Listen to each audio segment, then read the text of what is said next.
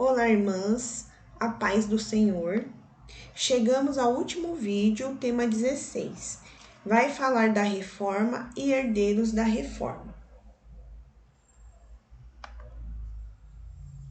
Um dos textos bíblicos que servirá de base para este estudo é Efésios capítulo 2, versículo 8. Porque pela graça sois salvos por meio da fé, e isto não vem de vós, é dom de Deus. Durante o estudo, veremos o porquê.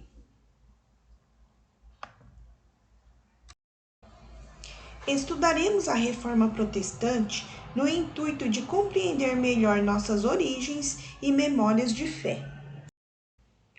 O porquê desta lição? Por se tratar de um curso bíblico, deveríamos ter terminado com o livro de Apocalipse de João, o último livro da Bíblia. Entretanto, julgamos necessário apresentar a você, aluno, um tema de extrema importância para a nossa fé cristã, o tema da Reforma Protestante.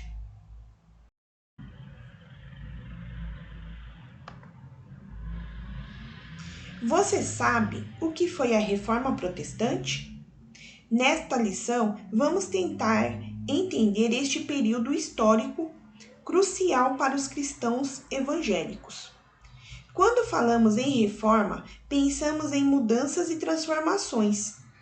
Vamos tomar como exemplo a reforma de uma casa. Ao passar pela reforma, a casa se modificará.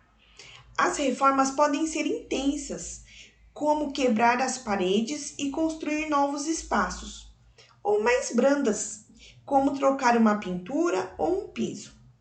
De qualquer forma, toda reforma apresenta algo novo, diferente do estado anterior. Agora vamos pensar nas reformas que ocorreram entre os séculos 13 e 20, no intuito de melhorar o que não estava bom. Este quadro, irmãs, é um resumo de tudo o que eu falarei a seguir. A Igreja de Cristo passou por diversos períodos ao longo da história.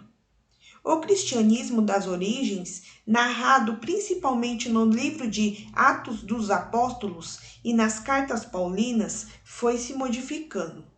Com o crescimento do cristianismo em diversas localidades, foi necessário o estabelecimento de cargos e hierarquias. No período dos sucessores dos apóstolos, bispos foram nomeados para dirigirem as igrejas de determinados locais. Por exemplo, o bispo de Jerusalém era o responsável e coordenava as igrejas cristãs de Jerusalém. O bispo de Alexandria cuidava das igrejas daquela região e assim por diante. A igreja foi crescendo cada vez mais e foram surgindo bispos em diversos locais para tentar manter a ordem e as doutrinas cristãs. A igreja se tornou uma igreja católica. E o termo católico, ele é derivado da palavra grega e significa universal ou geral. A Igreja Católica, portanto, era a Igreja Cristã Universal, espalhada pelo mundo todo. Você deve se lembrar quando falamos que no século IV depois de Cristo, o cristianismo passou a ser reconhecido como uma religião oficial, apoiada pelo imperador Constantino. Isso vimos no vídeo anterior. Este evento foi muito importante, pois marcou um novo momento na igreja. O cristianismo, que até então era uma religião perseguida e clandestina, passou a ter o apoio do imperador romano. E neste momento ocorreu um casamento perigoso entre a fé, representada pela igreja, e o Estado, na figura do imperador. A partir de então, muitos interesses do Estado tornaram-se também os interesses da igreja. Como a cidade de Roma era a capital do império, o bispo de Roma passou a ter mais destaque e prestígio sobre os demais bispos das outras regiões. Assim, com o tempo, o bispo de Roma tornou-se o bispo dos bispos. Em outras palavras, tornou-se o Papa, que também significa pai ou protetor. O Papa passou a ser então o líder supremo da Igreja Cristã Católica ou Universal. Ele assumiu sobre si um poder excessivo, a ponto de ser considerado maior que os homens e menor que Deus. E a partir do século XIII d.C., muitos líderes começaram a se levantar e criticar o poder papal e outras questões de fé. Tais líderes receberam o nome de pré-reformadores, e alguns deles morreram por criticar a Igreja de Roma. E quando isso aconteceu, ficou marcado na história como a Reforma Protestante. As igrejas evangélicas que conhecemos hoje provém deste movimento reformado que ocorreu no século XVI. De alguma forma, somos herdeiros da reforma e antes que ela ocorresse, fazíamos parte da Igreja Católica Romana. A situação da igreja antes da reforma. A igreja era uma organização bastante hierarquizada. Ou seja, o poder se concentrava nas mãos do Papa. Podemos representar a estrutura da igreja como uma pirâmide. No topo está o Papa e os bispos. E aqui na base, o povo, que não participava efetivamente da igreja, apenas recebia ordens vindas de cima. Muitos reformadores criticaram esta visão e queriam que a igreja fosse menos institucionalizada e mais participativa. A semelhança do corpo de Cristo, que o apóstolo Paulo relatou em sua primeira carta aos Coríntios, capítulo 12. Eles queriam uma igreja como corpo, onde todos são membros e desempenham suas funções com a ajuda do Espírito Santo. E o único líder supremo, o cabeça, que é Cristo. O papado começou a entrar em decadência entre os anos de 1309 a 1377. A sede do papado foi transferida de Roma para a cidade francesa de Avignon. Por causa desta transferência, além de outros motivos, ocorreu o grande cisma da igreja, que podemos dizer que é uma divisão. E isso ocorreu entre os anos de 1378 a 1417, período em que a igreja teve 2 e até 3 papas rivais. E aí, qual papa era legítimo? Quem tinha razão? Com a igreja dividida, muitos pensaram em acabar com o papado e aderir outro modelo mais participativo. Porém, não deu certo e o modelo papal venceu. E para piorar a situação, crescia a corrupção na igreja. O que era comum nessa igreja que estava sendo corrompida? Primeiro, o nepotismo, que significa o quê? O emprego de parentes. Segundo, compras de cargos e dons. Terceiro, pessoa que ocupava vários cargos ao mesmo tempo. E quarto, até funcionário fantasma. Tinha até histórias de alguns líderes que só apareciam na igreja quando morriam. Aparecia no sentido de serem apreciados para serem velados. E esta situação não agradava a uma parcela da igreja. E aí surgiu os pré-reformadores. Entre os séculos 13 e 16, alguns homens corajosos tiveram a ousadia de criticar e propor mudanças na igreja de seu tempo. Eles ficaram conhecidos como pré-reformadores, cuja importância precisa ser conhecida. O primeiro dele, aqui, se chama John Wycliffe. Ele foi professor na Universidade de Oxford, na Inglaterra. Ele criticou duramente o papado e traduziu a Bíblia para a língua do povo, o inglês. Naquele período, as pessoas simples não tinham acesso ao texto bíblico, pois não havia traduções.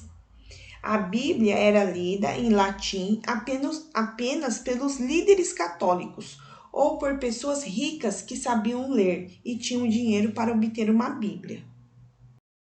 O segundo é o Joe Hus. Ele foi professor na cidade de Praga, atual República Tcheca, e naquele tempo chamava-se Boêmia. Ele foi simpatizante das ideias de Wycliffe.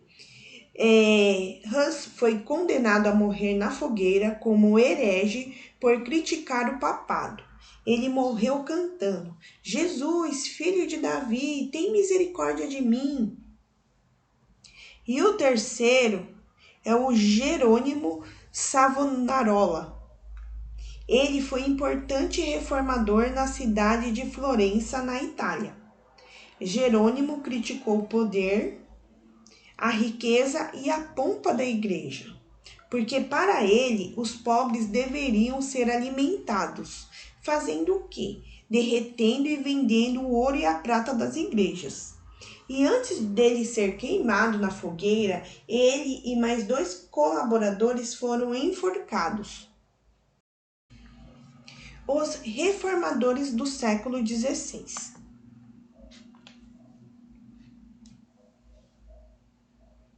A partir do século XVI, outros homens corajosos tiveram a ousadia de criticar e propor mudanças na igreja daquele período. Eles ficaram conhecidos como reformadores. E a seguir veremos brevemente os principais reformadores. O primeiro deles é o Martinho Lutero, uma das figuras mais controvertidas da história do cristianismo. Do ponto de vista dos reformadores e protestantes, Lutero foi corajoso e ousado ao romper com a Igreja Católica Romana. Embora a intenção dele fosse reformar e não fundar uma nova igreja. Para os protestantes, Lutero foi um mestre exemplar da igreja, um profeta que denunciou os abusos do seu tempo. E já para os cristãos católicos, Lutero representava a divisão, o cisma. Assim, para uma mesma pessoa, temos diferentes imagens. Acreditamos no valor de Lutero e em sua importância quanto à reforma. Entretanto, sabemos que ele foi, como qualquer ser humano, sujeito a erros e acertos. Lutero nasceu na Alemanha em 10 de novembro de 1483. Seu pai gostaria que ele fosse advogado, mas ele optou pela vida eclesiástica. Lutero ingressou em um mosteiro agostiniano em 1505. Em 1507, ele foi ordenado sacerdote e celebrou sua primeira missa. Em 1509, tornou-se bacharel em teologia e em 1512, doutor em teologia. Posteriormente, ele se tornou professor da Bíblia na Universidade de Wittenberg e sacerdote da paróquia local. Entre o ano de 1510 e 511, Lutero fez uma viagem a Roma e ficou impressionado com as práticas vistas por lá. Era comum a igreja cobrar uma quantia para a obtenção da salvação de seus fiéis. Esta taxa era chamada de indulgência. Quanto mais a pessoa pagava, mais chance ela tinha de ir para o céu. As pessoas viviam aterrorizadas, com medo do inferno, e faziam de tudo para poderem garantir seu lugar no céu. Por conta disso, muitas pessoas pobres eram exploradas financeiramente com a promessa de uma salvação que poderia ser comprada. Lutero, conhecendo as Escrituras e a justificação somente pela fé, de acordo com o livro de Romanos, ficou abismado com tal exploração e não se calou. Em 1517, ele fixou na porta da igreja de Wittenberg 95 teses condenando a prática das indulgências e outros abusos. A partir de então, teve início seu protesto, que culminaria na divisão da igreja em católica romana e igreja protestante, da qual descendemos. Por apoio político de príncipes alemães, Lutero conseguiu escapar da fogueira. Ele traduziu a Bíblia para o alemão, casou-se com uma ex-freira chamada Catarina von Bora e liderou seus seguidores, que foram chamados de luteranos. Ainda hoje existe a Igreja Luterana. Irmãs, aqui eu indico para vocês o filme de Lutero, porque este filme representa bem todas as indignações que Lutero teve quando ele chegou em Roma. É um filme muito rico que com certeza vai agregar no conhecimento de vocês. O próximo é este homem aqui chamado Ulrich Zwingli. Ele fez parte da Reforma da Suíça. Ele nasceu em 1º de janeiro de 1484 e foi um reformador da região dos Alpes suíços. Ele estudou em Viena e em Basileia. Assim como Lutero, ele acreditava, primeiro, a autoridade da Bíblia. Segundo, a morte de Cristo como o único preço do perdão. Terceiro, a inutilidade das indulgências.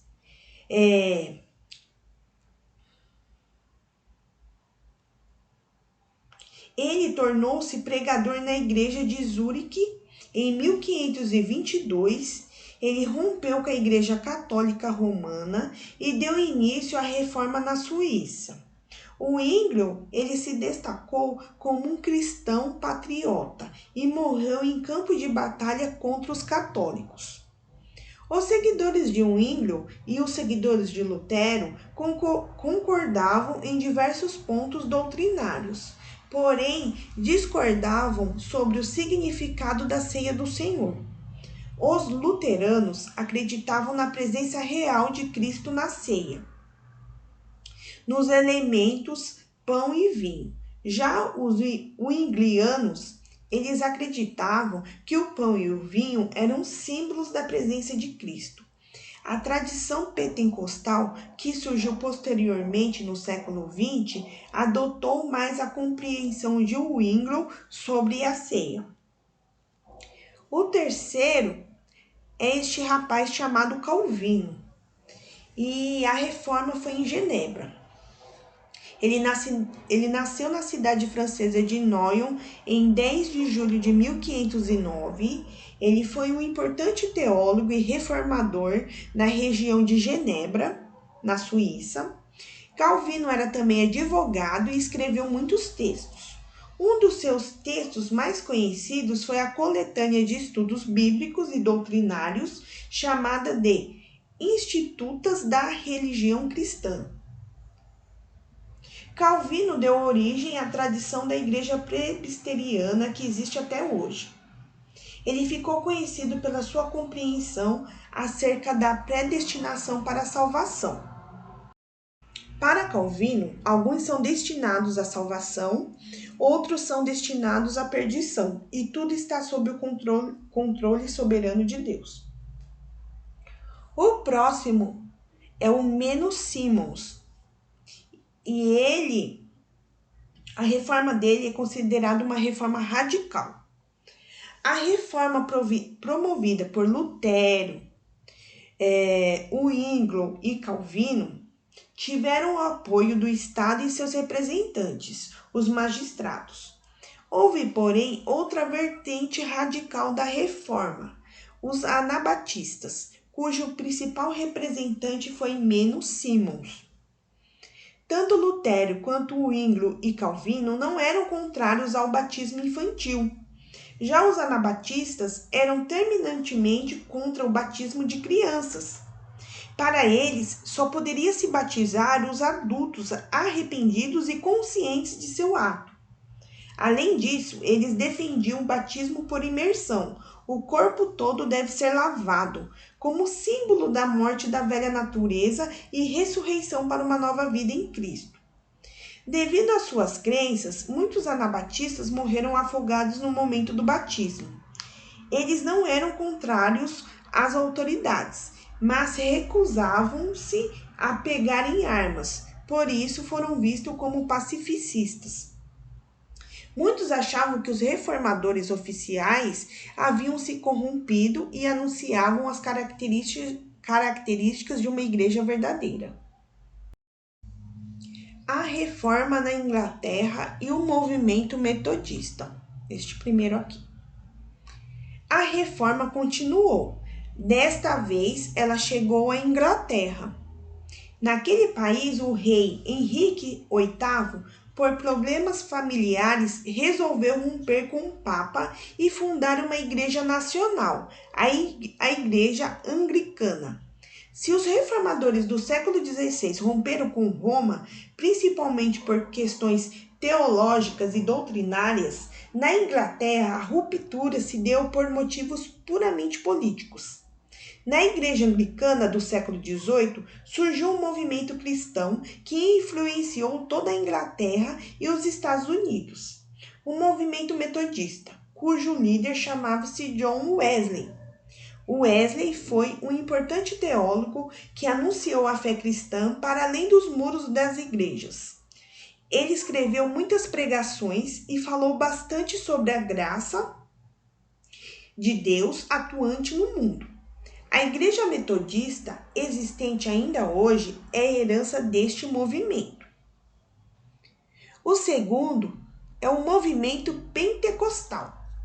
Muitos cristãos ingleses de tradição protestante foram viver nos Estados Unidos. No início do século XX, num local chamado Rua Azusa, na cidade de Los Angeles, Califórnia. Ocorreu um avivamento em que as pessoas receberam o batismo com o Espírito Santo e começaram a falar em outras línguas, como a narrativa de Atos capítulo 2. Neste avivamento, havia mulheres, crianças, brancos, negros e estrangeiros mexicanos, num período fortemente racista. E este movimento foi liderado por William Joseph, filho de escravos que havia estudado teologia com um professor branco do lado de fora da classe por ser negro. O avivamento na Rua Azusa ressaltava a importância do Espírito Santo, a terceira pessoa da Trindade. Este movimento cresceu, passou por divisões e deu origem ao que chamamos hoje de igrejas pentecostais ou avivadas.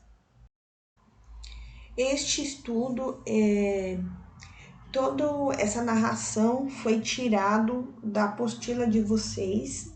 Lá tem este resumo a respeito dos herdeiros da reforma.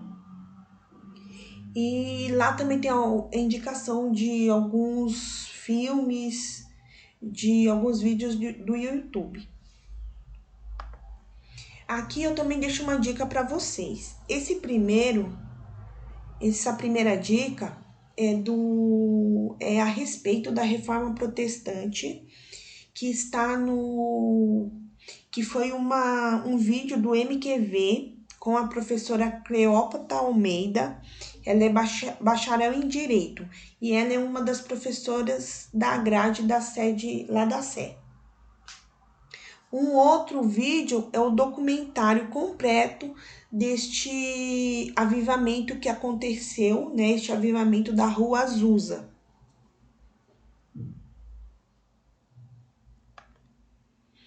E aqui eu também tenho dicas de alguns livros, dos quais, para fazer todos esses vídeos, eu me baseei, que é o Manual Bíblico, da editora Vida Nova, que inclusive pode ser encontrado no Shopping do Povo. E aqui tem a dica também de algumas bíblias de estudo. E eu também utilizei esse livro, que se chama Através da Bíblia, livro por livro. É um livro que dá um panorama geral de cada livro da Bíblia. É bem legal este livro. E só voltando aqui, se caso vocês não consigam acessar esses 2 vídeos do YouTube, vocês me procuram pelo WhatsApp que eu envio para vocês. Então aqui se encerra esse último vídeo. Deus abençoe a todos.